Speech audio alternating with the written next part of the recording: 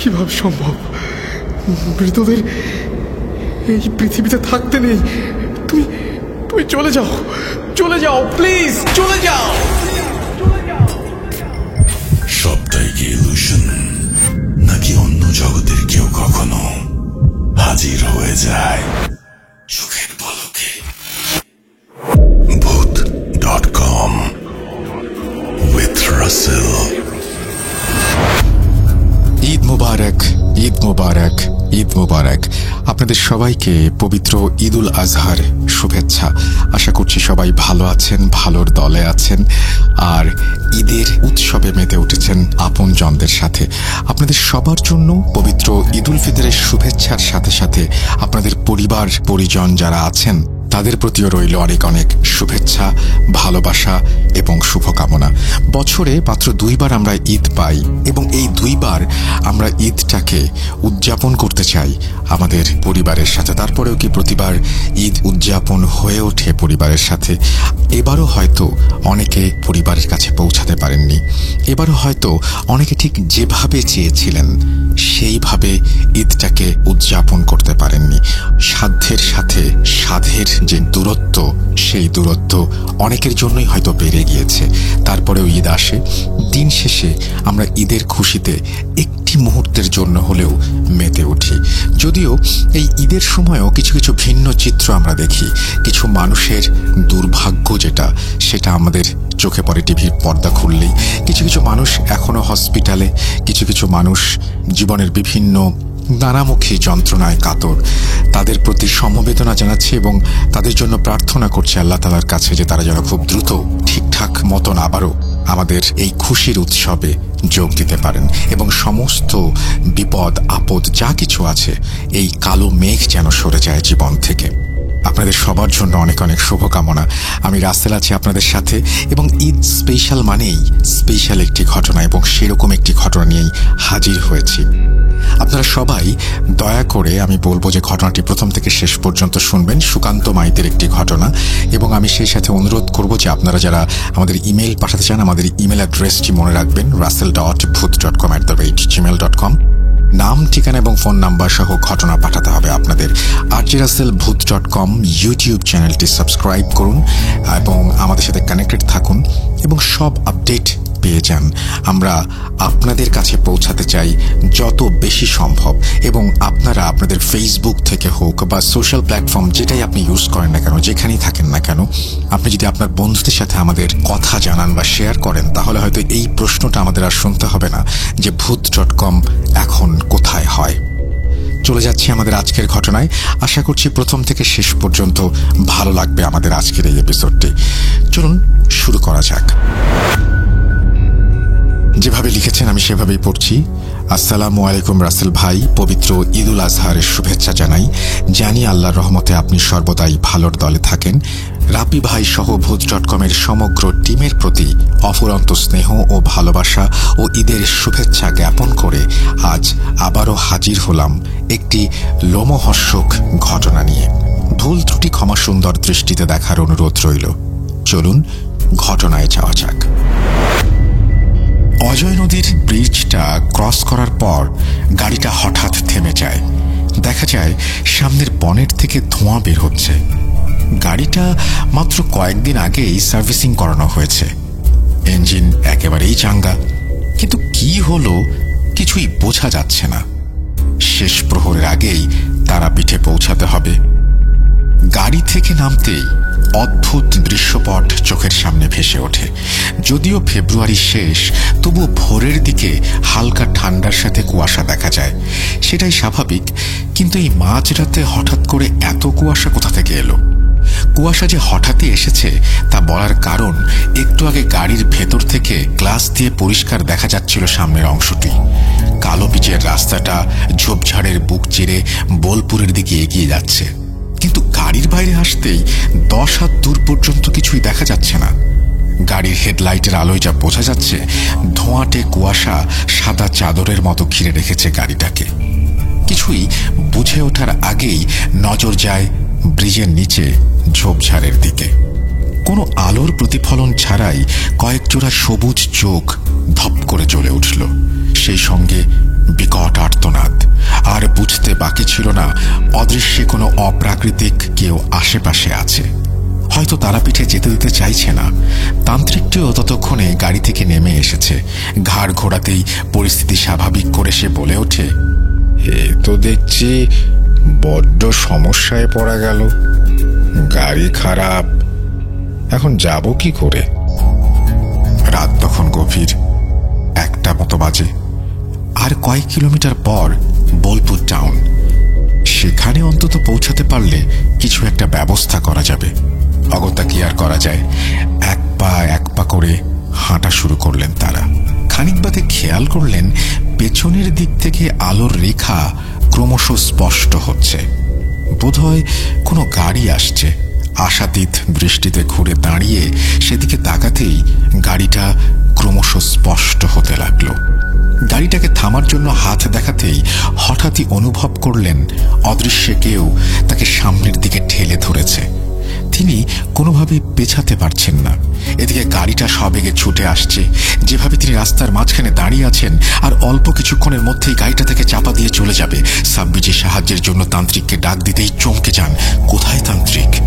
সেই মুহূর্তে নিশিরাতে ঘন কুয়াশার মাঝে কালো পিচের রাস্তার উপর তিনি একাই দাঁড়িয়ে আছেন। গাড়ির তীব্র আলোয় চোখে ক্রমশ অন্ধকার নেমে আসছিল। নমস্কার শ্রোতা বন্ধুরা, জানি আপনারা সবাই আল্লাহর রহমতে ভালো আছেন, সুস্থ আছেন।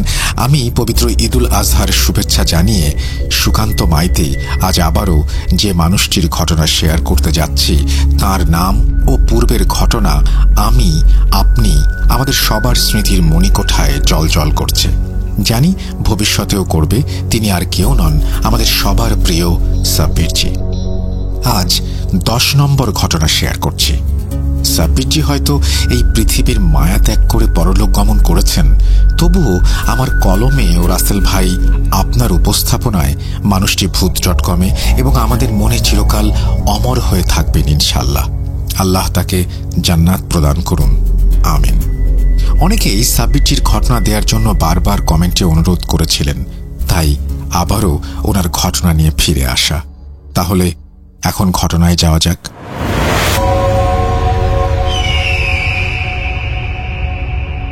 সালটা সম্ভবত 2009-এর শুরুর দিকে, ফেব্রুয়ারি মাস। সাব্বিরজি সকালের চা জল খাবার সেরে কর্মস্থলের জন্য রেডি হচ্ছিলেন। এমন সময় ফোনটা বেজে ওঠে। ফোন তুলে সালাম জানাতেই অপর প্রান্ত থেকে একটি পরিচিত নারী কণ্ঠস্বর উদ্বিগ্ন স্বরে সালামের প্রত্যুত্তর জানিয়ে বলে ওঠে, সাব্বির বাবা, আমরা ভীষণ বিপদের মধ্যে আছি। জিন ভূতের ব্যাপার কিনা বুঝতে পারছি না, কিন্তু ব্যাপারটা যে অলৌকিক অস্বাভাবিক তা টের পাচ্ছি। নানা রকম উদ্ভট ঘটনা ঘটছে। বাবা, যদি তুই একটু এসে দেখে যেতিস তাহলে ভালো হতো। আমি ফোনে সবকিছু খুলে বলতে পারছি না, তুই তাড়াতাড়ি আয়। ঠিক আছে খালামণি, তুমি চিন্তা করো না, আমি কালই সকালে যাচ্ছি, সব ঠিক হয়ে যাবে ইনশাল্লাহ। এই বলে সাব্বিরজি ফোনটা রেখে দেন। পরদিন সকাল সকাল বেরিয়ে পড়েন খালামণির বাসার উদ্দেশ্যে। আচ্ছা, এখানে বলে রাখি, ইনি সাব্বিরজির বর্ধমানের সেই খালামণি 1998 সালে যার মেয়ের বিয়ের সময় ট্রেনে যাওয়ার দরুন শক্তিগড় স্টেশনে সেই ভয়ঙ্কর ভুঁইফোড় পিশাচের সম্মুখীন হয়েছিলেন এবং 3 মাস পর ওনার মাদ্রাসার শিক্ষক পিতৃতুল্য রবিউল সাহেবের পরিবারকে ওই ভুঁইফোড় পিশাচের হাত থেকে বাঁচানোর সময় রাতে যে খালামণির বাসায় ছিলেন, ইনি সাব্বিরজির সেই খালামণি। যাই হোক, ঘটনায় ফিরি। সাব্বিরজি একাই ড্রাইভ করে যাচ্ছিলেন। ভীষণ চিন্তাগ্রস্ত দেখাচ্ছিল তাকে। পথে শক্তিগড় ক্রস করার সময় ভুঁইফোড় পিশাচের কথাটা মনে পড়ে যায় এবং সেই সঙ্গে রবিউল সাহেবের কথা। মনটা দুঃখে ভরে ওঠে। বেলা 10টা নাগাদ বর্ধমানে পৌঁছে যান। খালামণির বাড়ির সামনে রাস্তার ধারে গাড়িটা পার্ক করে রেলিংয়ে গেটটা খুলে পা বাড়াবেন, হঠাৎই মনে হলো বাড়ির দক্ষিণ সীমানায় আম গাছের আড়াল থেকে কেউ তার উপর নজর রাখছে। পাটা পিছিয়ে এনে পকেট থেকে তসবিটা বের করে আঙুলে পেঁচিয়ে ধরে সূরা পড়ে শরীর বন্ধ করে তারপর বাড়ির সীমানায় প্রবেশ করলেন। এতদিনে এই সমস্ত ইঙ্গিত তিনি ভালো বুঝে গেছেন। সামনে একটি ছোট্ট বারান্দা, তারপরে মেইন দরজা। প্রায় 5 বছর পর সাব্বির যে এই বাড়িতে এলেন। শেষবার বছর 5 আগে ওনার খালুর ইন্তেকালের পর জানাজায় এসেছিলেন। বাড়িটা যে আগের জৌলুস দিনে দিনে হারাচ্ছে সে বিষয়ে কোনো সন্দেহ নেই। আনাচে কানাচে ছাদের কার্নিশে ছোট ছোট বট, অশ্বত্থ, আগাছার অনধিকার প্রবেশই তার প্রমাণ। খালামণি বারান্দাতেই ছিলেন। সাব্বিরজিকে দেখে হাসি মুখে সালাম জানিয়ে বারান্দা থেকে নেমে এসে আপ্যায়ন করবেন এমন সময় কোত্থেকে একটি কাক তারস্বরে কাঁ কাঁ চিৎকার করতে করতে খালামণির ঠিক সামনে মাটিতে পড়ে ছটফট করতে করতে নিথর হয়ে যায়। সেই দৃশ্য দেখে খালামণি চিৎকার করে ভিমড়ি খেয়ে পড়ে যাচ্ছিলেন।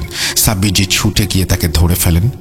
তার ঠিক আগে অবশ্য চোখটা এক পলকের জন্য দোতলার ছাদের কোনায় গিয়েছিল এবং সেই এক মুহূর্তের দৃষ্টিতে সাব্বিরজির চিনতে অসুবিধা হয়নি।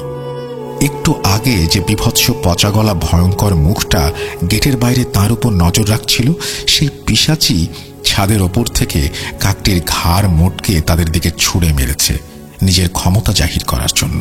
সাব্বিরজি খালামণিকে ধরে বাড়ির ভেতরে ড্রয়িং রুমে নিয়ে গিয়ে বসান। এরপর পরিচারিকাকে জল আনতে বলে খালামণিকে শান্ত হতে বলেন। খালামণি আতঙ্কে তখনও শ্বাস প্রশ্বাস নিতে কষ্ট হচ্ছে, হাঁপাচ্ছিলেন। পরিচারিকা জল নিয়ে এলে সাব্বিরজি নিজের হাতে তাকে জল খাইয়ে একটু ধাতস্থ করে বলেন, তুমি কোনো চিন্তা করো না খালামণি, আমি এসে গেছি। রায়হান কোথায়? রুকসানা কেমন আছে? আর আমাদের ছোট্ট ভাগ্নে, সে নিশ্চয়ই অনেক বড় হয়ে গেছে। এবারে খালামণি স্বাভাবিক হয়ে বলা শুরু করেন। কি বলি বাবা, হপ্তাখানেক আগে হলো ঝামেলা শুরু। প্রথমে ভেবেছিলাম এলাকার শয়তান প্রমোটারদের বাড়ি বিক্রি করেনি বলে এরকম ভয় দেখাচ্ছে, কিন্তু দিন তিনেক আগে সেই উপদ্রবটা মাত্রাতিরিক্ত বাড়তে শুরু করে।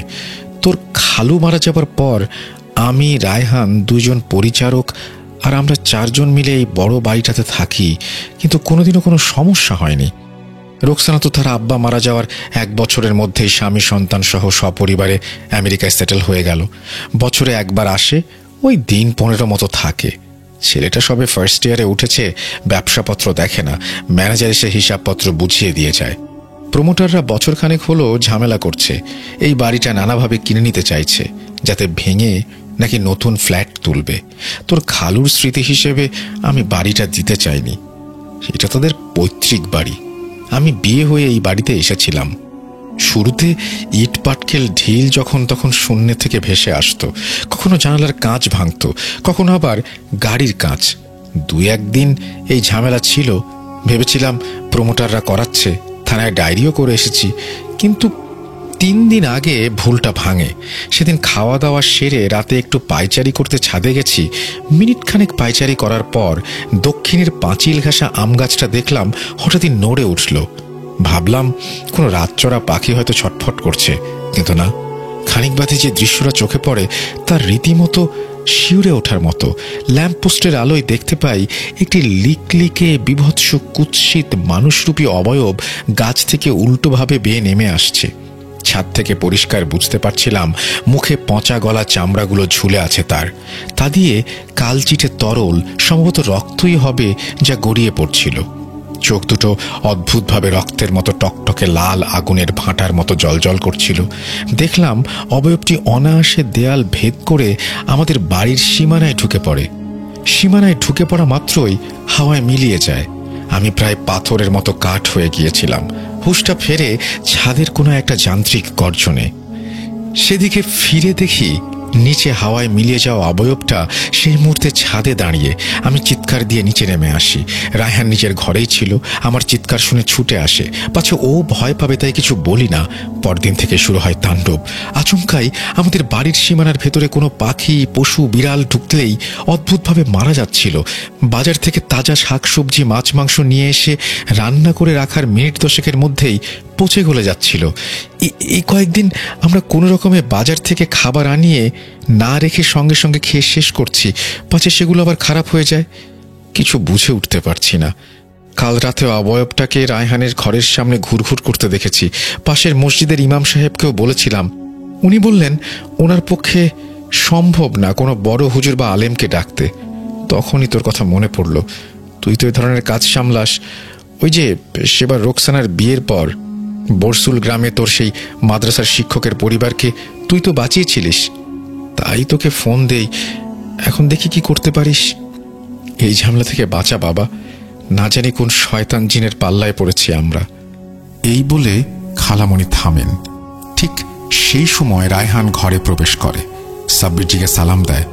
আরে দাদা, আসসালামু আলাইকুম, কখন এলে? ওয়ালাইকুম সালাম, এই তো এইমাত্রই। কেমন আছিস রায়হান? পড়াশোনা কেমন চলছে? আর একজন সে কই? তাকে তো দেখছি না। সাব্বিরজির প্রশ্নে রায়হান, খালামণি সবাই অবাক হয়ে তার দিকে তাকায়। তাদের প্রশ্নচিহ্নিত দৃষ্টি দেখে সাব্বিরজি একটু মুচকি হেসে বলেন, খালামণি, তুমি তো জানো আমার সঙ্গে কে থাকেন। আমার জানাটা কোনো অস্বাভাবিক বিষয় নয়। দিন দশেক হলো রায়হানের বন্ধু রাহুল তোমাদের সঙ্গে এখানে এসে থাকছে, তাই না? তা সে কোথায় এখন? এবারে বিস্ময় ভাবটা কাটিয়ে প্রত্যুত্তরে রায়হান বলে, তার আজকে ফার্স্ট আওয়ারে ক্লাস ছিল, তাই কলেজে গেছে, দুপুরে ফিরবে। আজকে আমি কলেজে যাইনি, টিউশন ছিল একটা, সেটা সেরে এই ফিরলাম। সাব্বিরজি তাদের স্বাভাবিক করে বলেন যে সবকিছু তিনি জানাচ্ছেন, আগে একটু ফ্রেশ হয়ে নেওয়া যাক। ফ্রেশ হয়ে ডাইনিং টেবিলে নাস্তা করতে করতে সাব্বিরজি খালামণিকে বলেন, সমস্যাটা বাইরে থেকে এসেছে, না কোনো প্রমোটার না অন্য কেউ তোমাদের পরিবারের উপরে কিছু করছে। সমস্যাটা রাহুলের সাথে এসেছে।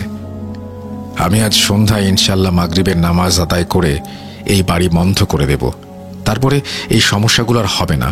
তবে রাহুলের ওপর কিন্তু কালো ছায়া থেকেই যাবে। ভীষণ বিপদ। এখন তার সঙ্গে কথা না বলা পর্যন্ত সমস্যার উৎস বুঝতে পারছি না।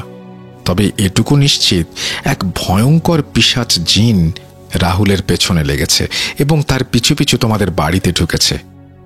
এই বলে সাব্বিরজি থামেন। এরপর সাব্বিরজি জিয়াউদ্দিন সাহেবের দেয়া তাবিজ দুটি খালামণিকে দেন। একটি নিজেকে ধারণ করতে বলেন, অপরটি দোয়া পড়ে রায়হানের হাতে বেঁধে দিতে বলেন। জোহরের নামাজ আদায় করে তাবিজ বাহুতে বেঁধে রায়হান বাজারে যায় সাব্বিরজির দেয়া লিস্টের সামগ্রী আনতে।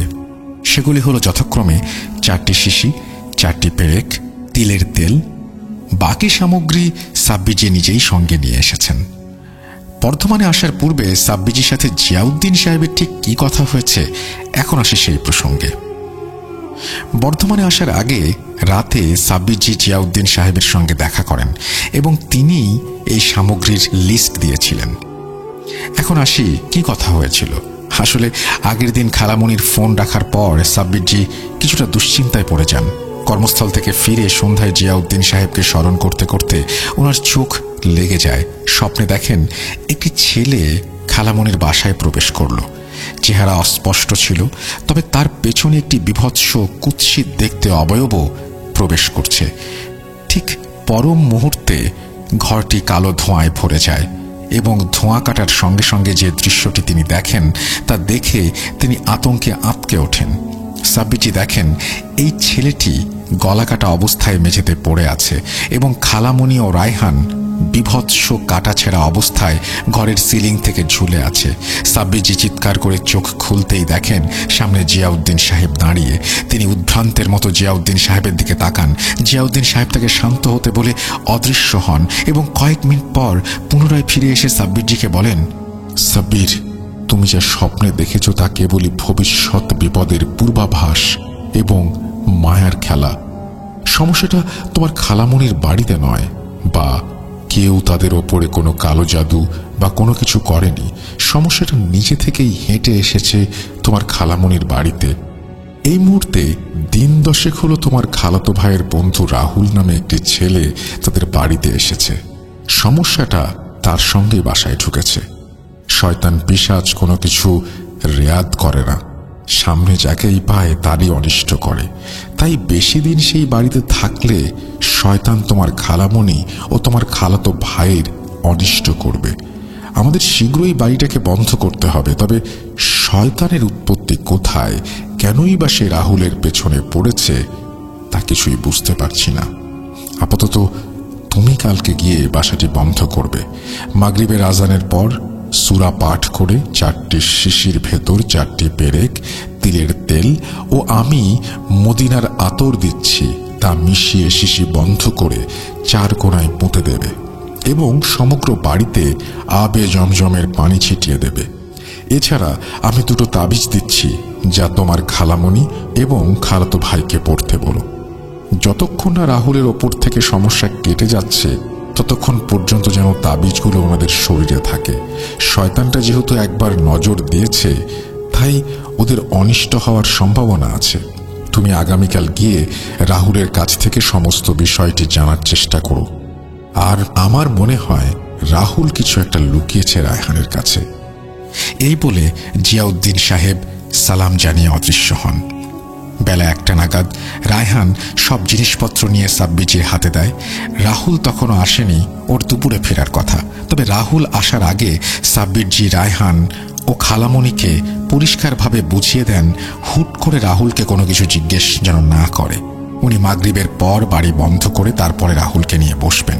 যেহেতু শয়তানটা রাহুলের সঙ্গে এসেছে, তাই তাকে বাড়ি বন্ধ করার আগে জিজ্ঞেস করতে গেলে সে সজাগ হয়ে যাবে। আগেই বলেছি, সাব্বিরজির খালামণির বাড়িতে রান্না করা সম্ভব হচ্ছিল না। বাইরে থেকে খাবার আনিয়ে কোনো রকমে তারা খাচ্ছিল। 1:45 নাগাদ খালামণিদের এক পরিচিত হোটেল থেকে খাবার ডেলিভারি এলে রায়হান উঠে খাবার আনতে যাবে। সাব্বিরজি তাকে বাধা দিয়ে বলেন, তুই বস, আমি নিয়ে আসছি। আসলে উনি জানতেন শয়তানটা আশেপাশে আছে, খাবারটা হয়তো নষ্ট করতে পারে। সাব্বিরজি গিয়ে ডেলিভারির প্যাকেটটা নিয়ে ডাইনিংয়ে এনে রাখলেন। তারা সবাই রাহুলের জন্য অপেক্ষা করছিলেন। যথারীতি 2:15টায় রাহুল আসে। প্রথমে সাব্বিরজিকে দেখে কিছুটা অবাক হন, পরে রায়হান তাকে সমস্ত বিষয় বুঝিয়ে বলে। এরপর তারা একসঙ্গে মিলে খাবার খায়। খালামণি রায়হান দুজনে চাপা উত্তেজনার মধ্যে ছিল, সময় যেন গড়াতে চায় না। এরই মাঝে আরও বেশ কয়েক জোড়া পাখি ঝপঝপ করে আম পড়ার মতো উঠোনে মরে পড়েছে। পরিচারিকা ভয়ে ভয়ে সেগুলো সাফ করছে। সন্ধ্যা হয়। মাগরিবের নামাজ শেষ করে সাব্বিরজি যথারীতি পরিকল্পনা মাফিক আবে জমজমের পানি বাস্তুর চারিদিকে ছড়াতে যাবেন। ঠিক সেই সময় আকাশ কাঁপিয়ে তুমুল ঝড় ওঠে। ঝড়ের গতি এতটাই বেশি ছিল যে বাইরে দাঁড়ানো যাচ্ছিল না। হাতের তসবিটা আগুনের মতো গরম হয়ে উঠছিল। বাতাসের গতিতে আবে জমজমের পানির বোতলটা ছিটকে গিয়ে উঠোনে পড়ে, মাটিতে মিশে যায়। সঙ্গে সঙ্গে দোতলার কার্নিশ থেকে একটি কালো বিভৎস অবয়ব হেসে ওঠে। চোখগুলো দাউ দাউ করে জ্বলছিল, শরীর থেকে কালো ধোঁয়া ছড়িয়ে পড়ছিল।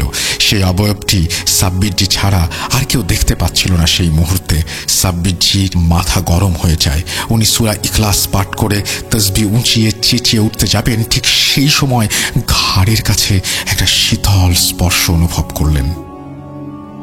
জিয়াউদ্দিন সাহেব সাব্বিরজিকে থামিয়ে বলে ওঠেন, সাব্বির, কি করছো?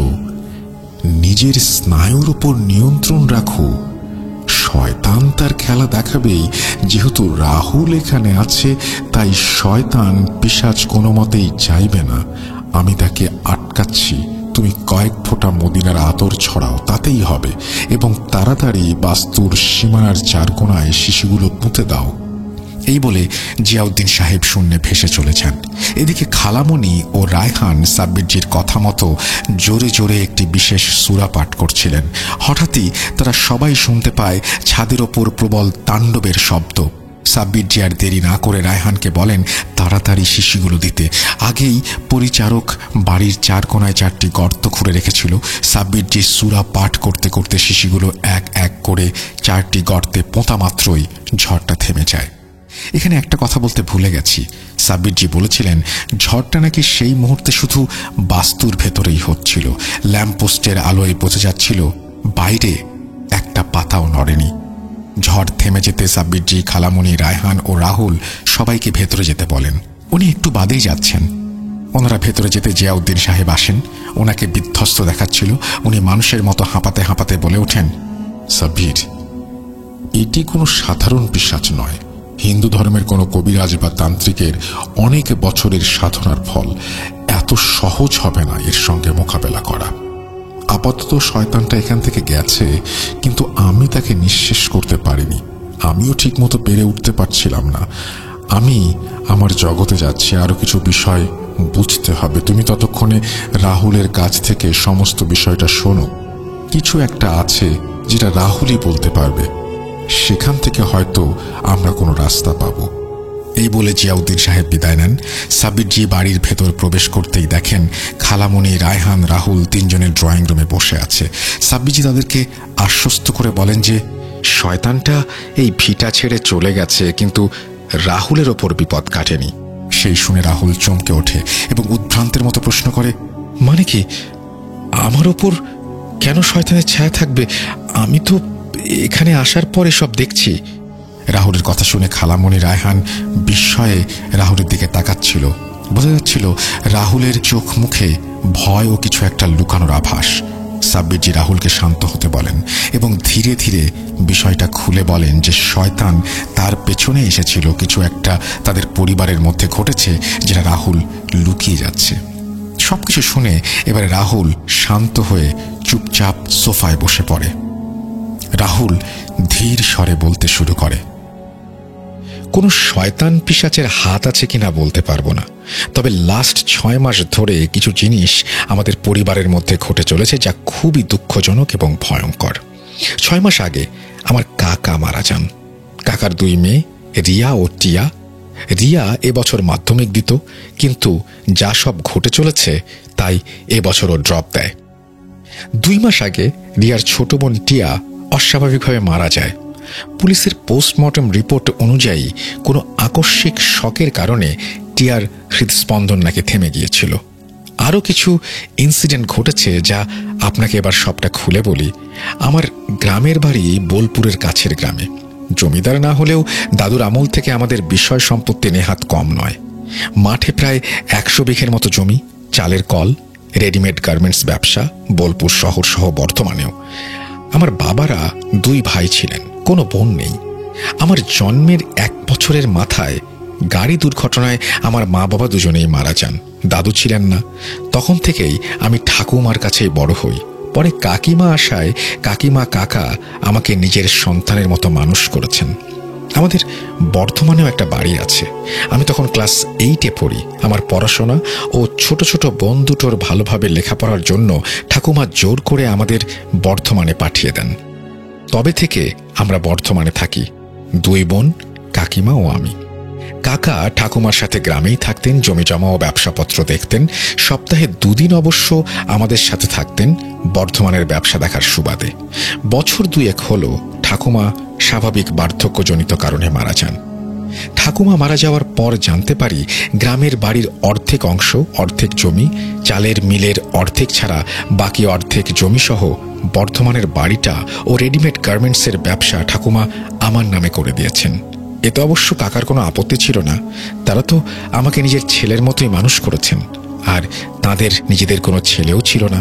ঠাকুমা মারা যাওয়ার পরেও কাকা গ্রামের বাড়িতেই থাকতেন। স্বাভাবিক নিয়মে সপ্তাহে 2 দিন 1 দিন বর্ধমানে এসে থাকতেন। সবকিছু ঠিকঠাক যাচ্ছিল।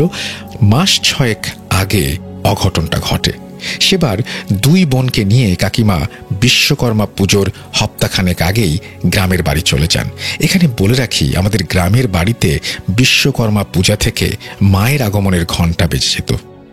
ঠাকুর বানানোর শিল্পী সেদিন থেকেই মা দুর্গার প্রতিমা বানানো শুরু করত। কিছু কিছু আত্মীয় তো বিশ্বকর্মা পুজো থেকে আমাদের বাড়িতে থাকা শুরু করে দিত। সেই লক্ষ্মী পুজোর পর তাদের পা উঠত। বেশ ঘটা করে আমাদের গ্রামের বাড়িতে দুর্গাপূজা হয়। আমি সেবার কাকিমাদের সাথে যাইনি, কারণ আমার কিছু কোচিং ক্লাস ছিল। সবকিছু শেষ করে বিশ্বকর্মা পুজোর দিন যাব বলে ঠিক করি, কিন্তু এবছর কোনো পুজোই হয়নি। জীবনটা আমাদের পুরো বদলে গেছে। যাই হোক, সেদিন আমি সকাল সকাল বেরিয়ে যাই। বেলা 10টা নাগাদ যতক্ষণে গ্রামে পৌঁছাই ততক্ষণে যাওয়ার সময় খেয়াল করলাম যতই বাড়ির কাছাকাছি যাচ্ছি ততই লোকজনের ভিড় বাড়ছে। 2-1 জন পাড়া প্রতিবেশী আমাকে দেখে কান্নার স্বরে বলে উঠল, গাড়ি কি এসেছে? আমি হতবাক হয়ে যাই। কিসের গাড়ি? এরা সবাই কাঁদছে কেন? আর আমার বাড়ির সামনেই এত ভিড় কেন? বাড়ির গেটের কাছে আসার সাথে সাথেই পাড়ার একজন কাকা কাঁদতে কাঁদতে জিজ্ঞেস করে, গাড়ি এখনো পৌঁছয়নি? তুমি কি গাড়ির সঙ্গে এলে? বুকের ভেতরটা ঢিপ ঢিপ করছিল। আমি কিছুই বুঝতে পারছিলাম না। কিসের গাড়ির কথা বলছে সবাই, আর কোথা থেকেই বা আসবে গাড়ি? গেটে ঢুকতেই সব সন্দেহ দূর হয়ে যায়। দেখি পাড়ার জেঠিমা, ঠাকুমারা কাকিমার কাছে বসে মাথায় জল দিচ্ছে। বিশ্বকর্মা পুজো হওয়ার কথা ছিল, কিন্তু কোথায় পুজো? বাড়িটা মৃত্যুপুরীতে পরিণত হয়েছে। একজন কাকিমার শাখা পলা ভাঙতে ব্যস্ত, তার মানে কাকা নেই। কি হলো কিছুই বুঝতে পারছিলাম না, কাউকে জিজ্ঞেস করতেও পারছিলাম না, গলা শুকিয়ে আসছিল। ঠিক সেই সময় একটা অ্যাম্বুলেন্স আসে লাশ নিয়ে। পাড়ার একজন জেঠুর মুখ থেকে জানতে পারি কাকা নাকি গলায় দড়ি দিয়ে আত্মহত্যা করেছে। কিন্তু কিছুতেই বুঝে উঠতে পারছিলাম না কি এমন কারণ যার কারণে কাকা আত্মহত্যা করতে যাবে। কাকিমার সঙ্গে তো ভীষণ ভালো সম্পর্ক, আমাদের পরিবারে তো কোনো অশান্তি ছিল না, তাহলে কি এমন ঘটল? এই সব প্রশ্ন মাথায় ঘুরপাক খাচ্ছিল। অ্যাম্বুলেন্স থেকে বডি নামানোর সময় শিউরে উঠি। মানে কি বলবো, কাকার মুখের দিকে তাকানোই যাচ্ছিল না। একটা মানুষ রাতে মারা গেছে, বেলা 10টা সাড়ে 10টা নাগাদ বডি কি করে এতটা পচে গলে যেতে পারে? শুধু আমিই না, যারাই দেখেছে তারাই ভয় পেয়েছে। 2-1 ভয়ে অজ্ঞান পর্যন্ত হয়ে গিয়েছিল। আমরা আর কেউ ভয়ে তাকাতে পারিনি। আমাদের বাড়ির একজন গুরুদেব আছেন, উনিও উপস্থিত ছিলেন। উনি লাশ দেখে হা ঈশ্বর বলে চেঁচিয়ে ওঠেন এবং বিধান দেন তাড়াতাড়ি অন্ত্যেষ্টিক্রিয়া শেষ করে ঘাট কাজ শেষ করতে। যেহেতু আমার সকালে আসার কথা, তাই গুরুদেবই বারণ করেছিলেন রাতে আমাকে না জানাতে। আসলে বাবা মাকে যখন হারিয়েছি তখন আমার জ্ঞান পর্যন্ত হয়নি, তাই তাদের কথা কিছুই মনে নেই। জ্ঞান হবার পর থেকে কাকা কাকিমাকেই মা বাবা বলে জেনে এসেছি। পাছে রাতে জানতে পারলে একা বর্ধমানে যে কি করে বসতাম তাই বা কে জানে। বিকেলের মধ্যেই ঘাট কাজ শেষ হয়ে যায়, আমি মুখাগ্নি করি। এরপর গুরুদেব কাকিমাকে বলেন শ্রাদ্ধক্রিয়া শেষ করে তাড়াতাড়ি যেন বাচ্চা কাচ্চা নিয়ে কাকিমা বর্ধমানে চলে যান। কিছু একটা কাকার সঙ্গে ঘটেছে, তবে সেটা যে কোনো শয়তানি শক্তি তা গুরুদেব তখনও খুঁজে উঠতে পারেননি। কাকিমা সেসবে বিশ্বাস করতেন না, তবুও গুরুদেবের কথা অমান্য করেন কিভাবে? আমাদের বাড়িতে আজ পর্যন্ত কেউ করেনি। কাকিমা সম্মতি জানান। এমনিতেই অশৌচ বাড়ি, তাও পুজো হবে না বাড়িতে, সুতরাং থাকারও কোনো দরকার নেই। গুরুদেবের কথা মতো আমরা 13 দিনের মাথায় শ্রাদ্ধ শান্তি সম্পন্ন করে সবাই মিলে বর্ধমানের বাড়িতে চলে আসি। আমাদের একজন বিশ্বস্ত পরিচারক আছেন, হরিহর কাকা। উনি চাষবাস দেখাশোনা করেন এবং মিলের ম্যানেজার সময় মতো বর্ধমানে এসে হিসাব বুঝিয়ে দিয়ে যান। সেই 13 দিনে তেমন কিছু না ঘটলেও টুকটাক আওয়াজ, ঘরে নতুন কোনো বাল্ব কিনলে সেটা ফিউজ হয়ে যাওয়া, অন্ধকারে কাউকে দাঁড়িয়ে থাকতে দেখা, এরকম টুকিটাকি উপলব্ধি আমি করেছিলাম। গুরুদেব বলেছিলেন শ্রাদ্ধ শান্তি না হওয়া পর্যন্ত অপঘাতে মৃত বাড়িতে এরকম অল্প বিস্তর হতেই পারে। কিন্তু টিয়া খুবই ভয় পেয়েছিল। বর্ধমানে ফেরার পরও তার সেই ভয় কাটেনি। হসপিটালে অ্যাডমিটের আগে পর্যন্ত টিয়া নাকি অনেক রকম অলৌকিক ঘটনার সম্মুখীন হয়, যা আমি পরবর্তীতে কাকিমার মুখ থেকে শুনি। টিয়ার হসপিটাল থেকে ফেরেনি। 2 মাস আগে হসপিটালেই শকিং ডেথ। ডাক্তার বলে কোনো কিছুতে প্রচণ্ড ভয় পেয়ে ওর হৃদস্পন্দন বন্ধ হয়ে যায়। হসপিটালে সে কি ধরনের ভয়ের সম্মুখীন হয়েছিল তা জানি না। হসপিটালে আমিও কিছু ঘটনার সম্মুখীন হয়েছিলাম, তবে তার আগে কাকিমার কাছ থেকে যা শুনেছি সেটা আপনাদের বলি। কাকিমা বলে বোলপুর থেকে ফেরার পর টিয়া সারাক্ষণ নাকি বিড়বিড় করে কি সব বলতো। একাই বসে থাকতো, কাকিমাকে সারাক্ষণ বলতো তাকে নাকি বাবা নিতে এসেছে। একদিন নাকি স্বপ্নে দেখে দাউ দাউ করে আগুন জ্বলছে, সেই আগুনের ভেতর থেকে একটি ঝলসে যাওয়া মানুষের মতো অবয়ব বেরিয়ে এসে টিয়ার কাছে আসতে সে দেখে অবয়বটি ধীরে ধীরে তার বাবার মূর্তি নিচ্ছে। চামড়াগুলো গলে খুলে পড়ছে, হাড় দেখা যাচ্ছিল। অবয়বটি টিয়াকে ইশারায় বলছিল যে সে টিয়াকে সঙ্গে নিয়ে যাবে। টিয়া চিৎকার দিয়ে ঘুম থেকে উঠে পড়ে। তারপর থেকে ও আর রিয়ার কাছে ঘুমাতো না, নিচতলায় কাকিমার কাছে ঘুমাতো। দোতলায় 3টি রুমের মধ্যে একটিতে আমি ঘুমাতাম। একদিন পড়াশোনা শেষ করে শুতে একটু দেরি হয়ে গিয়েছিল। রাত তখন প্রায় 1:15টার মতো বাজে। হঠাৎই নিচতলায় সিঁড়ির থেকে হাসির শব্দ ভেসে আসে, যেন কোনো বাচ্চা হাসছে। এত রাতে কে হাসছে? বাচ্চা বলতে তো শুধু এই টিয়া এই বাড়িতে। এত রাতে টিয়া সিঁড়িতে কি করছে এই ভেবে তড়িঘড়ি করে উঠে ঘর থেকে বেরিয়ে সবে সিঁড়িতে পা রাখবো, নজর যায় সিঁড়ির নিচে। দেখি টিয়া কারোর সঙ্গে কথা বলছে, কিন্তু অপর পাশে কে ঠিক বুঝে উঠতে পারছিলাম না। টিয়া কাউকে বারবার মানা করছে যাবে না। পাশের দেওয়ালে সিঁড়ির লাইটের সুইচ ছিল, আলোটা জ্বালতেই একটি অঘটন ঘটে যায়। আমি স্পষ্ট দেখেছি কেউ আচমকাই হ্যাচকা টান মারে টিয়াকে। টিয়া গড়িয়ে সিঁড়ি থেকে নিচতলায় গিয়ে পড়ে। আমি চিৎকার করে সঙ্গে সঙ্গে পরিচারক, রিয়া, কাকিমাকে ডাক দিতে যাব এবং সেই জন্য দৌড়ে নিচে নামি। আমার চিৎকারে তারাও বেরিয়ে আসে। নিচে গিয়ে দেখি টিয়া অজ্ঞান হয়ে মেঝেতে পড়ে আছে, মাথা ফেটে গেছে, ওর চোট লেগেছে। সঙ্গে সঙ্গে সেই রাতে আমরা টিয়াকে হাসপাতালে নিয়ে যাই। রাতটুকু অবজারভেশনে রেখে ভোর ভোর টিয়ার অপারেশন হয়। অদ্ভুতভাবে দুটো পাই ভেঙে গিয়েছিল। ওটুকু সিঁড়ি থেকে পড়লে কিভাবে দুটো পা ভাঙে জানি না। মাথাও ফেটে গিয়েছিল, সেখানে 6টা স্টিচ পড়ে। কাকিমা ভীষণ কান্নাকাটি করছিলেন। হাসপাতালের ব্যাপার, তাই সারাদিন কাকিমা থাকলেও রাতে কাকিমাকে বাড়িতে পাঠিয়ে দেই। আশ্বস্ত করে বলি আমি থাকবো রাতে। সেই মতো আমি রাতে হসপিটালে থাকি এবং পারমিশন নিয়ে করিডোরে একটা বেঞ্চে বসে থাকি। রাত তখন কটা খেয়াল নেই, আন্দাজ 2:15-2:30 হবে। হঠাৎই 3 তলা থেকে বিকট চিৎকারের শব্দ পাই। আমরা 4 তলায় ছিলাম। গভীর রাত, হসপিটাল পুরো নিস্তব্ধ, কিন্তু কার চিৎকার ভেসে আসতে পারে? মনের অজান্তেই কৌতূহলী হয়ে এক পা করে সিঁড়ি দিয়ে নেমে নিচ তলায় যাই, অর্থাৎ 3 তলায়। দেখি দূরে কোণার কাছে লাইটটা অদ্ভুতভাবে দপদপ করছে। দেখলাম একটি খালি স্ট্রেচার নিচ থেকেই নড়ছে, এগুচ্ছে, পিছুচ্ছে। বুক ঢিপ ঢিপ করলেও বুকে সাহস সঞ্চয় করে কেন জানি না এগিয়ে গিয়েছিলাম। গিয়ে কোনার রুমের জানালা দিয়ে যে দৃশ্যটা দেখি তা দেখার জন্য আমি মোটেও প্রস্তুত ছিলাম না। দেখি রুমটা ফাঁকা, কিছু নেই। কিন্তু মুহূর্তের মধ্যে জানালার পর্দা ভেদ করে একটি পর্দা ঘরে ঢুকে আসে। আমি পাথরের মতো কাঠ হয়ে সবকিছু দেখছিলাম। পর্দাটা আস্তে আস্তে একটা পচা গলা বিভৎস ভয়ঙ্কর রূপ নেয়। সেই রূপটা আমার চেনা। আর এক ঝলক আমি কয়েক মাস আগে দেখেছিলাম। সেটা ছিল কাকার পচা গলা মূর্তি। আমি আতঙ্কে চিৎকার দিয়ে কোনো রকমের দৌড়ানোর চেষ্টা করেছিলাম, কিন্তু দৌড়াতে পারছিলাম না। অদৃশ্যে কেউ যেন আমাকে টেনে ধরেছিল। চিৎকার করে কখন যে জ্ঞান হারাই আমার মনে নেই। জ্ঞান ফিরতেই দেখি সিকিউরিটি ডাকছে। সিকিউরিটি জানায় আমাকে নাকি সকাল থেকে গোটা হাসপাতালে খুঁজে বেরিয়েছে। সে সেই পরিত্যক্ত করিডোরে পড়ে থাকতে দেখেছে। হাসপাতালের সেই অংশটা নাকি রেনোভেশনের জন্য বন্ধ, তাই এদিকে কেউ খুব একটা আসে না। সত্যি চোখ খুলে যখন দেখি চারিদিকে নানা রকম কাজের আসবাবপত্র পড়ে আছে, কিন্তু রাতে এখানে সবকিছু পরিষ্কার স্বাভাবিক ছিল।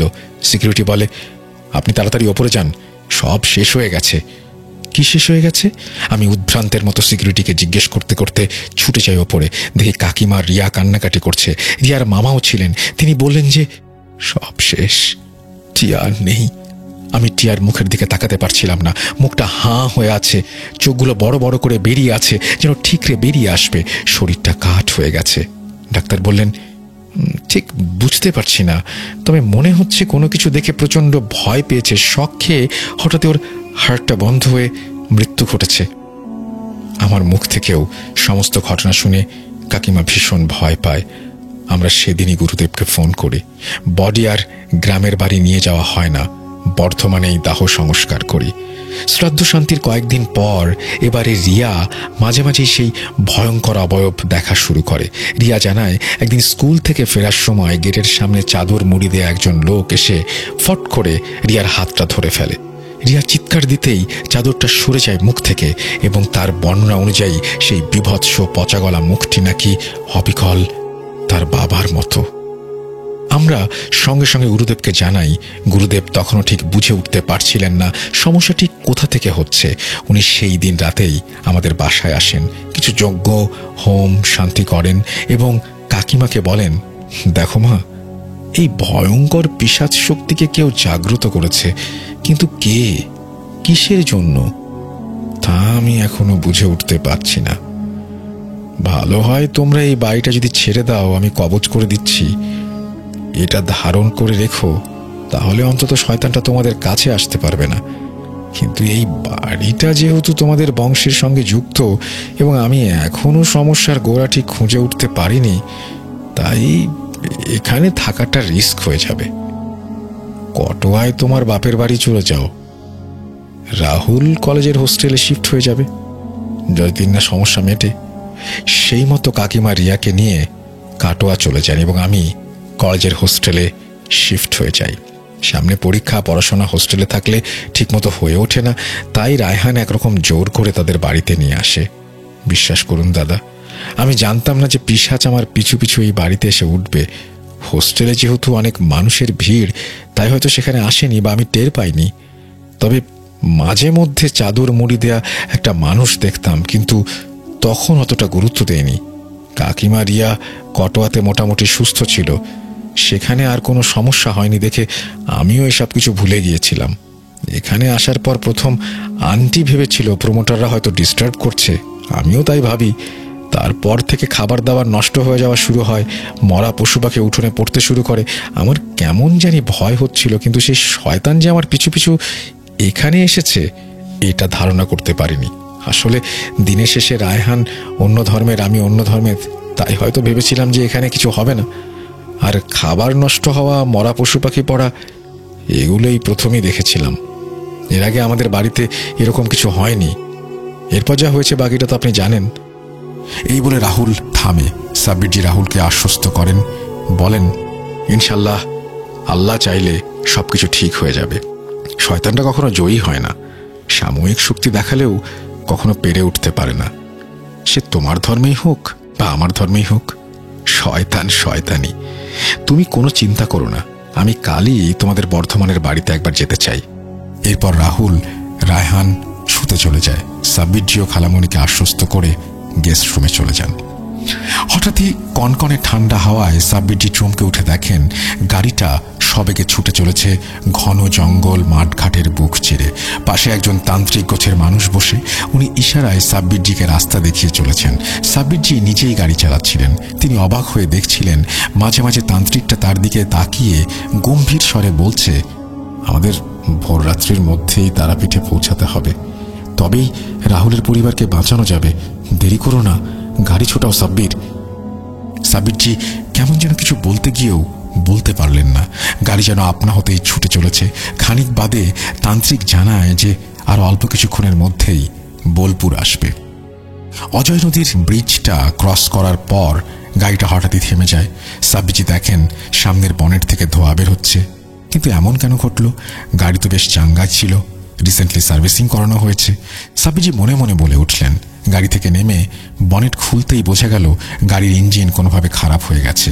বোলপুর আসতে এখনো কয়েক কিলোমিটার বাকি, সেখানে পৌঁছালে হয়তো কোনো গাড়ির ব্যবস্থা করা যাবে। এই বলে তারা বোলপুরের দিকে পা বাড়াবেন, ঠিক সেই সময় লক্ষ্য করলেন একটি গাড়ি পেছনের দিক থেকে আসছে। সাব্বিরজি গাড়িটি থামাতে হাত বাড়ান। এমন সময় উপলব্ধি করলেন তান্ত্রিক হঠাৎই তাকে পেছন থেকে ঠেলে ধরেছে, আর একটু হলেই গাড়িটা চাপা দিত। সাব্বিরজি প্রাণপণে নিজেকে ছাড়াতে চেষ্টা করছিলেন, কিন্তু পারলেন না। শ্বাস প্রশ্বাস ক্রমশ রোধ হয়ে আসছিল। ঠিক সেই সময় পকেটে তসবিটা গরম হতে থাকে, সেই সঙ্গে পেছনে হুটুপুটির শব্দ, তারপর শীতল একটা স্পর্শ। মুহূর্তের মধ্যে শান্তি ফিরে আসে, ঘুমটা ভেঙে যায়। দেখেন সামনে জিয়াউদ্দিন সাহেব দাঁড়িয়ে। সাব্বিরজি কিছু বলে ওঠার আগেই তিনি বলেন, সাব্বির, এই শয়তান হিন্দু ধর্মের এক শক্তিশালী পিশাচ, যার ক্ষমতা সম্পর্কে আমাদের কোনো ধারণা নেই। সে তোমাকে বিভ্রান্ত করতে তার মায়া খেলা দেখানো শুরু করেছে। স্বপ্নের মধ্যে তোমাকে ক্ষতি করার চেষ্টা করছে। আল্লাহর রহমতে তুমি বেঁচে গেছো। চলো এখন অজু করে আসি, ফজরের নামাজ আদায় করো, ইনশাল্লাহ সকালে তুমি রাহুলের বাড়িতে যাবে। দেখো কি হয়, চিন্তা করো না, একটা কিছু ব্যবস্থা হবেই। এরপর ওনারা দুজন অজু করে ফজরের নামাজ আদায় করেন। সকাল সকাল আর দেরি না করে নাস্তা সেরে রাহুল ও রায়হানকে নিয়ে সাব্বিরজি রাহুলের বর্ধমানের বাড়ির উদ্দেশ্যে রওনা দেন। পথে যাওয়ার সময় রাহুলের হাতেও রায়হানের মতো একটি তাবিজ বেঁধে দেন, যেটা সকালে জিয়াউদ্দিন সাহেব দিয়ে গিয়েছিলেন। মিনিট 20 মধ্যেই তারা রাহুলের বাড়িতে পৌঁছে যান।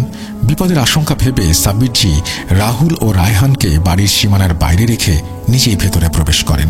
পরিচারক এসে আগেই তালা খুলে গিয়েছিল। রাহুলরা বাড়ি ছাড়ার পর তারা কোনো রকম দিনের বেলায় এসে সাফাই করে চলে যায়। ঘরের ভেতর চারিদিকে নিস্তব্ধতা বিরাজ করছিল, যেন একটা পিন পড়লেও তার শব্দ শোনা যাবে। সাব্বিরজি কয়েক মিনিট নিচ তলায় এদিক ওদিক দেখার পর হঠাৎই দোতলার দিকে ঢপ ঢপ শব্দ শুনতে পান। তিনি পরিষ্কার জানতেন এই বাড়িতে কেউ নেই, তাহলে শব্দ করছে কে? ড্রয়িং রুমের ভেতর থেকে গোল করে সিঁড়িটা উপরে উঠে গেছে। দোতলার করিডরের দিকে তাকাতেই মনে হলো কেউ যেন সরে গেল। ওপরে যেতেই মুহূর্তের জন্য সাব্বিরজি ঘাবড়ে যান। দোতলার মেঝেতে ছড়িয়ে ছিটিয়ে রক্তের ছোপ ছোপ দাগ, যেন একটি বাচ্চা ছেলে রক্ত মাখা পায়ে দৌড়াদৌড়ি করেছে। তিনি জানতেন শয়তান তার মায়া খেলা দেখানো শুরু করেছে। সঙ্গে সঙ্গে তসবিটা আঙুলে জড়িয়ে নেন। জিয়াউদ্দিন সাহেবের কথা মতো একটি বিশেষ সূরা পাঠ করে এক পা করে করিডরে এগোনোর সময় হঠাৎই ফুসফুস করে কারুর আওয়াজ শুনতে পেলেন। মনে হচ্ছে কেউ কথা বলছে। সেদিকে অনুসরণ করে তাকাতেই আচমকাই দেয়ালের 3টি ফটো ফ্রেম নিচে থেকেই নিচে পড়ে চুরমার হয়ে যায়। রাহুলের কথা মতো যে রুমে রিয়া এবং টিয়া থাকতো, সাব্বিরজি সেদিকে গেলেন। দরজাটা ভেজানো ছিল, অথচ কোনো মতেই ধাক্কা দিয়ে দরজাটা খুলছিল না। শেষে সাব্বিরজি জোরে জোরে কিছু সূরা পড়তে পড়তে তসবিহটা দরজায় ঠেকানো মাত্রই শটান দরজা খুলে যায়। দেখেন মেঝের ওপর গোল চক্র করে তার ওপর কিছু আঁকা আছে। সাব্বিরজি রুমের ভেতরে পা রাখবেন, সেই সময় পেছনে আবারও বাচ্চা শিশুর হাসির শব্দ শুনতে পান। পেছনে ঘুরতেই বিভৎস অবয়বটা দাঁড়িয়ে মুচকি মুচকি হাসছে। কুৎসিত পচা গলা মুখ থেকে কালচে রক্ত চুইয়ে চুইয়ে মেঝেতে পড়ছে এবং ফোটায় ফোটায় পড়ছে। এর আগে পর্যন্ত সাব্বিরজি অনেক শয়তান পিশাচ জিনের সম্মুখীন হয়েছেন, কিন্তু সেদিন কেমন যেন তিনি বুকের মধ্যে হালকা কম্পন অনুভব করেছিলেন। শরীরটা অবশ হয়ে আসছিল। সাব্বিরজি দেয়াল ধরে পাশের একটি চেয়ারে বসে পড়েন। তসবিহটি গুটিয়ে কোনো রকমের সূরা পড়ে শয়তানটার দিকে উঁচিয়ে ধরতেই মুহূর্তের জন্য অবয়বটা অদৃশ্য হয়ে যায়। কিন্তু সাব্বিরজি মুহূর্তে চেয়ার ছেড়ে উঠতে পারছিলেন না। আল্লাহর নাম নিয়ে মুমূর্ষ অবস্থায় কিছুক্ষণ বসে থাকলেন। খানিক বাদে করিডোরে কিছু মানুষের কথোপকথন শুনে চোখ মেলে শিউরে ওঠেন সাব্বিরজি। তিনি বুঝতে পারছিলেন যা কিছু সামনে ঘটছে তার সবই মায়ার খেলা, তবুও সেই ভয়ঙ্কর দৃশ্য দেখার মতো নয়। সাব্বিরজি দেখেন একে একে রাহুল, একজন মহিলা, একজন কিশোরী, সম্ভবত রাহুলের কাকিমা ও বোন রিয়া একসঙ্গে গলায় ফাঁস লাগিয়ে ঝুলে পড়ল। সাব্বিরজি চিৎকার করতে গিয়েও চিৎকার করতে পারছিলেন না। ঠিক সেই সময় জিয়াউদ্দিন সাহেব পেছন থেকে ধীর স্বরে তাকে ডেকে টেনে সোজা নিচে নিয়ে আসেন এবং সঙ্গে সঙ্গে তারা সেই বাড়ি থেকে বেরিয়ে আসেন। বেরোনোর সময় জিয়াউদ্দিন সাহেব বলেন, শয়তানটা তোমাকে বশ করার চেষ্টা করছিল। আমি বুঝে উঠতে পারছি না এই শক্তিকে কিভাবে দমন করা যাবে।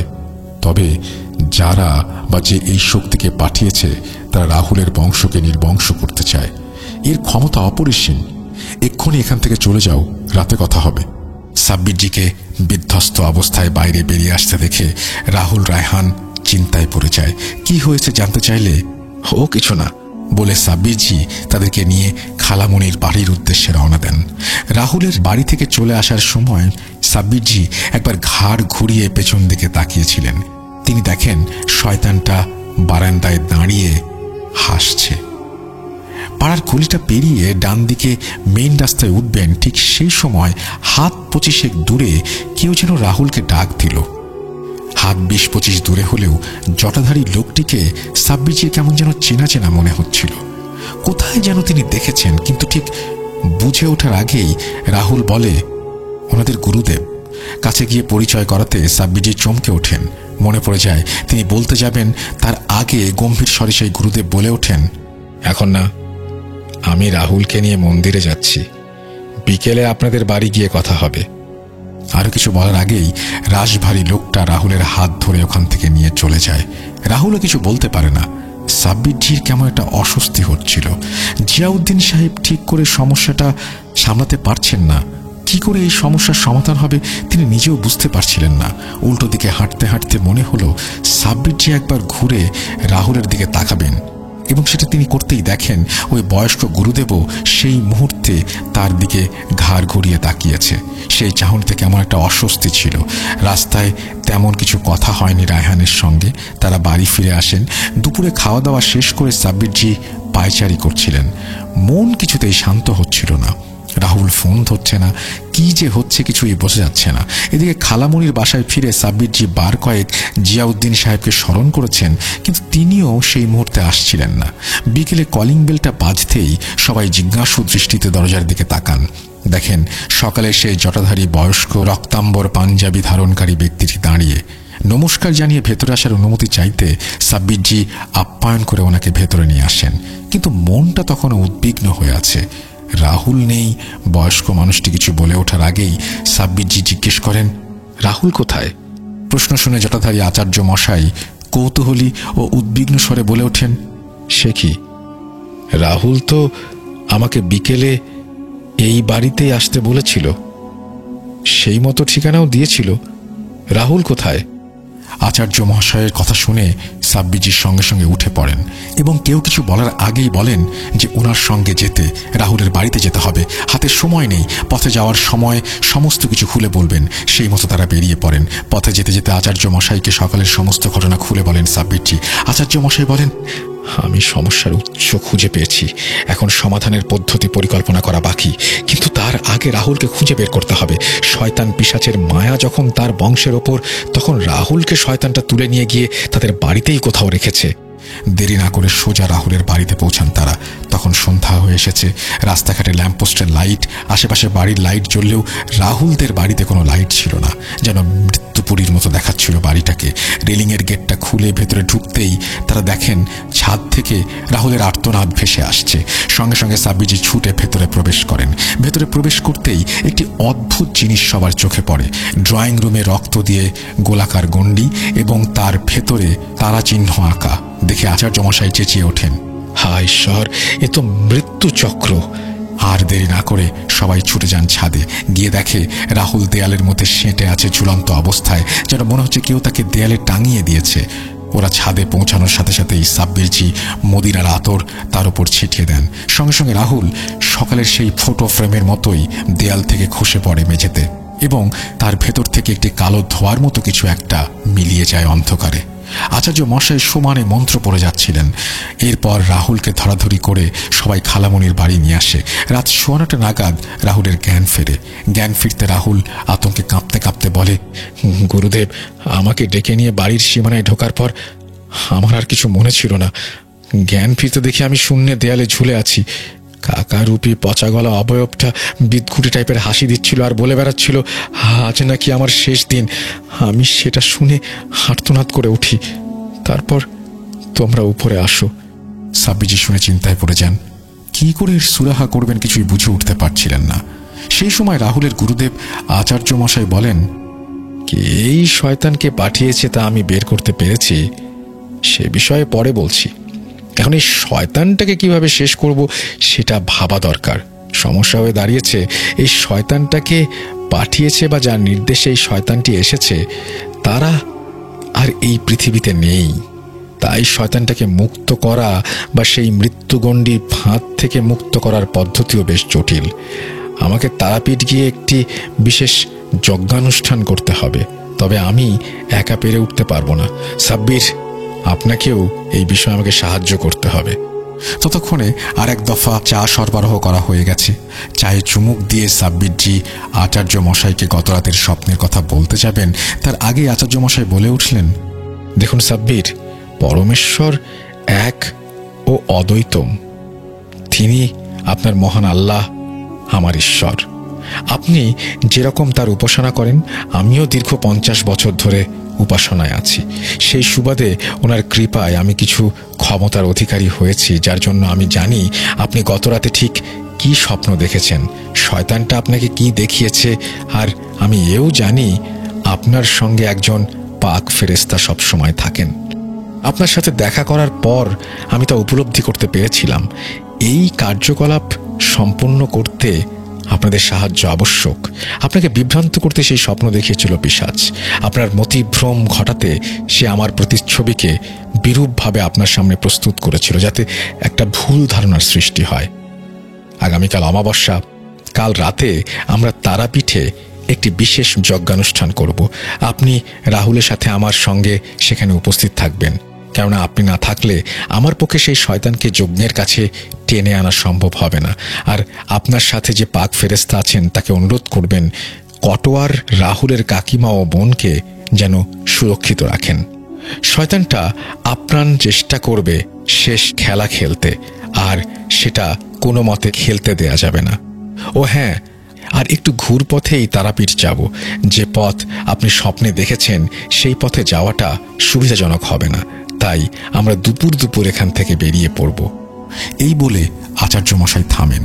রাতে তার শোবার ব্যবস্থা খালামনির বাড়িতেই করার কথা ছিল। রাতে সবাই ঘুমিয়ে পড়লে সাব্বিরজি তখনও ঘুমাননি। চিন্তাগ্রস্তভাবে কাউচে বসেছিলেন। সন্ধ্যা থেকে অনেকবার চেষ্টা করেছেন জিয়াউদ্দিন সাহেবকে স্মরণ করার, কিন্তু তিনি কিছুতেই আসেননি। সাব্বিরজি উঠে বারান্দায় ইতস্ততভাবে পায়চারি করছিলেন। ঠিক সেই সময় জিয়াউদ্দিন সাহেব হাজির হন এবং গম্ভীর স্বরে বলেন, আচার্য মশাই যা বলেছেন তার সবই ঠিক।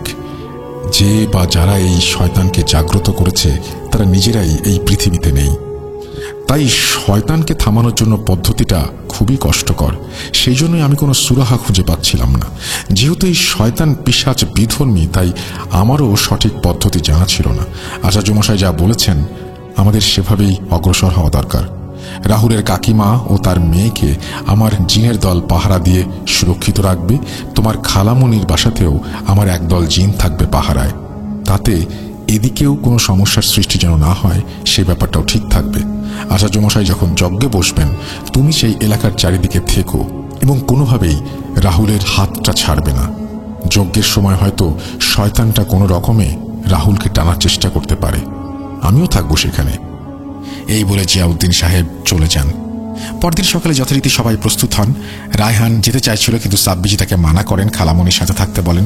আচার্য মশাই রাহুল ও সাব্বিরজি বারান্দায় আসতে দেখে জিয়াউদ্দিন সাহেব এবং তার দলবল হাজির। একদল খালামনির বাসায় পাহারা থাকবে। আমরা আগেই বলেছি কে কোথায় থাকবে। আচার্য মশাই জিয়াউদ্দিন সাহেব বা তার শাগরেদদের সচক্ষে দেখতে না পেলেও তার ভাষ্যমতে উনি বেশ কয়েকটি আলোর বিন্দু অনুভব করেছিলেন। উনি সাব্বিরজিকে বলেন, সাব্বির, আপনার সঙ্গে থাকা সেই জিনটিকে আমার পক্ষ থেকে ধন্যবাদ এবং শ্রদ্ধা জানাবেন। চলুন বেরোনো যাক। আচার্য মশাই বলেছিলেন বোলপুর হয়ে যাওয়াটা সমস্যার হতে পারে, তাই কাটোয়ার রাস্তা দিয়ে খাড়গ্রাম হয়ে তারাপীঠের দিকে যাওয়ার সিদ্ধান্ত নেন। রাস্তাঘাটের অবস্থা খুব একটা ভালো নয়। সুন্দরপুর পৌঁছাতে বেলা 2টোর মতো বেজে যায়। আচার্য মশাই বেশ দুশ্চিন্তায় পড়ে গিয়েছিলেন। সন্ধ্যার মধ্যে তারাপীঠ পৌঁছাতে না পারলে শেষ প্রহরের আগে পুজো শেষ করা যাবে না। তাই সুন্দরপুরেই একটা ধাবাতে তাড়াতাড়ি দুপুরের খাবার খেয়ে নিয়ে আবার বেরিয়ে পড়েন। আচার্য মশাই কিছু খেলেন না। আসলে যজ্ঞে বসার জন্য তিনি নির্জলা উপবাসে ছিলেন। মিনিট 10 যেতে না যেতেই ময়ূরাক্ষী নদীর ব্রিজটা ক্রস করার পর হঠাৎই আকাশ বাতাস কাঁপিয়ে তুমুল ঝড় ওঠে। সন্দেহ হতে থাকে স্বপ্ন কি তাহলে সত্যি হতে যাচ্ছে। কিন্তু স্বপ্নে যে নদীর ওপরে এবং রাত্রেবেলার ঘটনাটি ঘটেছিল, এখন তো ভর দুপুর। আচার্য মশাই গম্ভীর স্বরে বলেন, যাই হয়ে যাক সাব্বির, গাড়ি থামাবেন না। আপনার সন্দেহ ঠিক, শয়তানটা পিছু নিয়েছে। প্রচণ্ড ঝড় বৃষ্টিতে কোনো রকমে গাড়ি এগিয়ে যাচ্ছিল। আচমকায় রাস্তার ধারের প্রকাণ্ড একটা বটগাছের ডাল মরমর করে প্রায় গাড়ির উপরেই ভেঙে পড়ছিল, কিন্তু আশ্চর্যজনকভাবে গাছটা অর্ধেকটা ঝুঁকে আটকে যায়। আচার্য মশাই বা রাহুল কেউ না দেখলেও সাব্বিরজি দেখতে পাচ্ছিলেন জিয়াউদ্দিন সাহেব তার শক্তি দিয়ে ডালটাকে আটকে রেখেছেন। উনি সাব্বিরজিকে ইশারায় বলতে থাকেন গাড়ি নিয়ে এগিয়ে যাবার জন্য। তারাপীঠ পৌঁছাতে পৌঁছাতে সন্ধ্যা হয়ে আসে। শহর থেকে আরও বেশ কয়েক মাইল দূরে ঝোপঝাড় জঙ্গলে ঘেরা একটি পরিত্যক্ত শ্মশানে যতক্ষণে তারা পৌঁছান ততক্ষণে অন্ধকার গাঢ় হতে শুরু করেছে। সাব্বিরজি দেখেন আচার্য মশাইয়ের 2 জন শিষ্য আগে থেকেই পূজা যজ্ঞানুষ্ঠানের জন্য সিঁদুর দিয়ে গোলাকার গণ্ডি কেটে তার ভেতর নানা রকম সরঞ্জাম প্রস্তুত রেখেছে। পাশে গাছের ডালে 2টো মশাল বাঁধা। আচার্য মশাই জানান, এই ভয়ঙ্কর নরপিশাচকে জাগ্রত করেছে যে সে আর বেঁচে নেই, তবে সে একজন নিকৃষ্ট লোভী অঘরীতান্ত্রিক ছিল, সে বিষয়ে কোনো সন্দেহ নেই। নিশ্চিত কোনো কিছুর লোভে সে এই কাজ করেছিল। এই পরিত্যক্ত শ্মশানে যজ্ঞ করে সে এই নরপিশাচকে জাগিয়েছে এবং আহুতি হিসেবে রাহুলের বংশের রক্ত উৎসর্গ করেছে। এছাড়াও একটি শিশিতে কিছুটা রক্ত ভরে এই শ্মশানের কোথাও পুঁতে রেখেছে, আর তাতেই সেই পিশাচ বন্দী।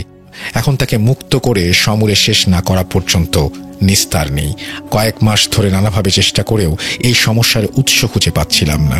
দিন 3 আগে মা তারার আরাধনায় হঠাৎই আমি মনের মধ্যে স্পষ্ট এই দৃশ্যগুলো দেখতে পাই, কিন্তু আমার একার পক্ষে এই যজ্ঞানুষ্ঠান সম্পন্ন করা সম্ভব ছিল না। আর তখনই রাহুলের মুখে আপনার কথা শুনি যে কিভাবে সাময়িকের জন্য হলেও শয়তানটাকে আপনি শায়েস্তা করেছেন। আমাদের ধর্ম হয়তো আলাদা হতে পারে, কিন্তু মানব ধর্ম তো এক। আর যে যে ধর্মেই হোক না কেন, এই সমস্ত শয়তান জিন পিশাচের সাথে লড়তে আমাদের কোনো বাধা নেই। আমি যজ্ঞে বসলে শয়তানটা বাধা দিতে আসবেই।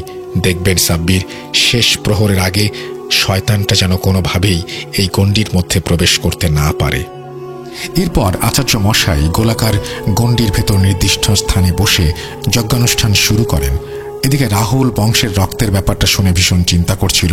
আচার্য মশাই তাকে আশ্বস্ত করে বলেন রাহুলকে আরেকটি গণ্ডির মধ্যে দাঁড় করিয়ে দিতে এবং রাহুল যেন কোনোভাবেই গণ্ডি থেকে বের না হয়। বিশ্বাস অবিশ্বাস সবই মহান আল্লাহর ওপর। হয়তো এটা অন্য ধর্মের কোনো একটা অনুষ্ঠান, তবুও সাব্বিরজি তার জায়গা থেকে যতটুকু সম্ভব চেষ্টা করবেন। জিয়াউদ্দিন সাহেব বলেছেন এটি কোনো শক্তিশালী হিন্দু জিন, তাই সাব্বিরজি আচার্য মশাইয়ের ওপর ভরসা করে ওনার নির্দেশ মতো যজ্ঞানুষ্ঠান এরিয়ার বাইরে থাকবেন। তখন গভীর রাত হতে শুরু করেছে। যজ্ঞে অহরহ আহুতি ও মন্ত্রপাঠ চারিদিকের পরিবেশটা মুখরিত করে তুলছিল। অন্যদিকে সাব্বিরজি তার মতন দোয়া দুরূদ পাঠ করতে থাকেন। পরিত্যক্ত শ্মশানের পরিবেশটা কেমন একটা মায়ায় আবদ্ধ হয়ে যায়। খানিক বাদে হঠাৎই অন্ধকারে যেন শূন্য থেকে আধপোড়া চিতার চালাকাঠ উড়ে এসে যজ্ঞের দিকে লক্ষ্য করে পড়ে। কিন্তু আচার্য মশাই সহ উপস্থিত সবাই দেখেন অদ্ভুতভাবে কাঠটা গণ্ডির বাইরেই আটকে রয়েছে। জিয়াউদ্দিন সাহেব এবার সাব্বিরজিকে জানান রাহুলের বোলপুরের বাড়ি এবং বর্ধমানের বাড়ি দুটোই বন্ধ করে দিয়ে এসেছি। কাটোয়াতে একদল এবং তোমার খালামণির বাসায় একদল পাহারা দিচ্ছে। একে আচার্য মশাই শায়েস্তা করতে পারবেন, আমাদের শুধু সাহায্য করতে হবে তাকে, যাতে শয়তান ওই দিকটায় যেতে না পারে। ঠিক সেই মুহূর্তে তুমুল ঝড় ওঠে, চারদিকের পরিবেশটা কেমন বদলে যায়। অথচ শ্মশানের বাইরে নীরব নিস্তব্ধতা বিরাজমান, কিন্তু শ্মশানের ভেতরে সবকিছু যেন উড়িয়ে নিয়ে যাবে। সাব্বিরজি চেঁচিয়ে বলেন আচার্য মশাই আপনি থামবেন না, কোনোভাবেই শয়তান পিশাচকে আপনার কাছে আসতে দেবেন না। জিয়াউদ্দিন সাহেব বলেন সাব্বির তুমি দ্রুত শয়তানটাকে বাইরে রাখার চেষ্টা করো। এইভাবে তারা শয়তানটাকে বাইরে রাখে। এইভাবে কিছুক্ষণ চলার পর রাত শেষ প্রহরে আচার্য মশাই শিষ্যদের বলেন শ্মশানের দক্ষিণে পুরনো ছাই ফসে ঢিপির পাশে এক হাত গর্ত খুঁড়ে নিচ থেকে একটি মাটির সরা তুলে নিয়ে আসতে। সাব্বিরজি পুরো ঘটনাটা অবাক হয়ে দেখলেও তিনি কখনো তার মতো করে সূরা পড়া বন্ধ করেননি। দেখেন মাটির সরার মধ্যে কালছিটে ছোট্ট শিশি, রক্তগুলো শুকিয়ে কালো হয়ে গেছে। আচার্য মশাই আর দেরি না করে কিছু বিশেষ মন্ত্র পাঠ করে সেই শিশি যজ্ঞে আহুতি দেয়া মাত্রই একটি আশ্চর্যজনক ঘটনা ঘটে। চালাকাঠ সহ আশেপাশের পরিবেশ তোলপাড় করে সেই ঝড় ঘুরতে ঘুরতে এসে যজ্ঞের মধ্যে মিলিয়ে যায়। সঙ্গে সঙ্গে আগুন নিভে যায় এবং একটা গর্জন ধীরে ধীরে কুণ্ডের ভেতরে বিলীন হয়ে যায়। ঠিক সেই সময় দূরে কোনো মসজিদ থেকে ফজরের আজানের ধ্বনি ভেসে আসে। সাব্বিরজি এবং জিয়াউদ্দিন সাহেব একসাথে বলে ওঠেন আলহামদুলিল্লাহ, শয়তানটা নিশ্চিহ্ন হয়েছে। বয়স্ক মানুষ সারা রাত একভাবে বসে থাকার কারণে উঠতে পারছিলেন না আচার্য মশাই। শিষ্যরা এসে তাকে ধরে তোলে। ঈশ্বরের নাম নিয়ে তিনি বলেন শয়তানটা ভস্ম হয়েছে। এদিকে সাব্বিরজি আচার্য মশাইকে গিয়ে বলেন যে জিয়াউদ্দিন সাহেব বোলপুরের এবং বর্ধমানের বাড়ি বন্ধ করে দিয়েছেন, ভবিষ্যতে আর কোনো সমস্যা হবে না ইনশাল্লাহ। এরপর আচার্য মশাইয়ের কাছে অনুমতি চেয়ে পাশের পুকুর থেকে উজু করে সাব্বিরজি ও জিয়াউদ্দিন সাহেব ফজরের নামাজ আদায় করেন। নামাজ আদায় করে এসে তারা যতক্ষণে গাড়ি স্টার্ট দিলেন ততক্ষণে পূবের আকাশ রক্তিমাভায় পরিপূর্ণ। পথে আসতে আসতে আচার্য মশাই বলেন নিকৃষ্ট কালো জাদুর মাধ্যমে বোতলে বন্দি করে এই শয়তান বেতাল পিশাচকে প্রেরণ করেছিল রাহুলেরই আপন কাকা। আসলে 2 বছর আগে যখন সম্পত্তির একতরফা অংশ রাহুলের কাছে চলে যায় তখন ওর কাকা রাগে ফেটে পড়ে এবং সম্পূর্ণ সম্পত্তি নিজে ভোগ করার লালসায় একজন অঘরী তান্ত্রিকের সাহায্য নিয়ে এই নিকৃষ্ট বোতল পিশাচটাকে রাহুলের বিরুদ্ধে প্রেরণ করে। কিন্তু শর্ত মাফিক সময় মতো কোনো 5 বছরের বাচ্চা শিশুকে বলে দিতে পারেনি বলে সেই পিশাচ উল্টে খেপে গিয়ে রাহুলের কাকার ওপর আক্রমণ চালায়। তারপর সেই অবয়ব টিয়াকে ভয় দেখিয়ে শেষ করে এবং পরে রিয়াকেও শেষ করার চেষ্টা করেছিল, কিন্তু সফল হয়নি। শয়তানটা একে একে রাহুলের বংশকে নির্বংশ করে দিতে চাইছিল। কিন্তু সাব্বির, আপনি এবং আপনার সঙ্গী সময় মতো এদের সাহায্য করার ফলে ঈশ্বরের কৃপায় সমস্ত বিষয়টা আমরা জানতে পারি। আপনাদের সাহায্যে আজ এই শয়তানকে শেষ করতে পেরেছি। এখন রাহুলের উপরে আর কোনো খারাপ নজর নেই। এই বলে আচার্য মশাই থামলে সাব্বিরজি বলেন শয়তান যতই তার মায়া প্রভাব বিস্তার করুক না কেন, মহান আল্লাহর কৃপায় একদিন তা সমূলে নির্মল হবেই। এরপর বর্ধমানে পৌঁছে খালামণিকে সমস্ত ঘটনা খুলে বলেন সাব্বিরজি। সবার কাছ থেকে বিদায় নিয়ে রাহুল ও আচার্য মশাই রাহুলদের বর্ধমানের বাড়িতে চলে যায়। রাত্রিটা সেখানে থেকে সাব্বিরজি পরের দিন কলকাতায় ফিরে আসেন। এই ছিল ঘটনা। এখন বিশ্বাস করা বা না করা বন্ধুদের সম্পূর্ণ ব্যক্তিগত অভিমত। আজ এই পর্যন্তই। ভালো থাকুন, সুস্থ থাকুন, ভূত.com শুনতে থাকুন। আল্লাহ হাফিজ এই বলে সুকান্ত মাইতি তার ঘটনা শেষ করেছেন। থ্যাংক ইউ ভেরি মাচ আপনাকে সুকান্ত মাইতি। অনেক লম্বা একটা ঘটনা দিয়েছেন আপনি ঈদ উপলক্ষে, এবং আশা করছি যারা শুনছেন তাদেরও ভালো লেগেছে। ঈদ মোবারক আপনাদের সবাইকে আরও একবার। যে যেখান থেকে শুনছেন আশা করছি প্রথম থেকে শেষ পর্যন্ত উপভোগ করেছেন আজকের ঘটনা। আমরা আশা করব যে এইভাবেই ভূত.com-এর সাথে প্রতিটা ঈদ শুধু নয়, প্রতিটা দিন আপনাদের চমৎকার কাটবে। ভয়ের রাজ্যে হারিয়ে যাবেন আপনারা। অনেকক্ষণ সময় নিয়েছি, আপনাদের আর সময় নিতে চাই না। আমরা চেয়েছিলাম এবারের ঈদে স্পেশাল কিছু উপহার দিতে, সেই অনুযায়ী আমাদের বিশেষ পরিকল্পনার কথা অলরেডি আপনারা জেনে গেছেন। আমাদের আজকের মতো বিদায় নিতে হবে। কথা হবে আবারও অন্য কোনো এপিসোডে। সেই পর্যন্ত সবাই ভালো থাকবেন, সুস্থ থাকবেন। মোস্ট ইম্পর্টেন্টলি ভূত.com-এর সাথে থাকবেন। আমাদেরকে ইমেল করবেন, ইমেল করতে ভুলবেন না। আমাদের ইমেল অ্যাড্রেস হচ্ছে russell.booth.com@gmail.com। আপনার নাম, ঠিকানা এবং ফোন নাম্বার জানিয়ে দিতে হবে। আর সেই সাথে rjrussellbooth.com ইউটিউব চ্যানেলটি সাবস্ক্রাইব করতে হবে। বিদায় নিচ্ছি আজকের মতো। ঈদ মোবারক। আল্লাহ হাফেজ।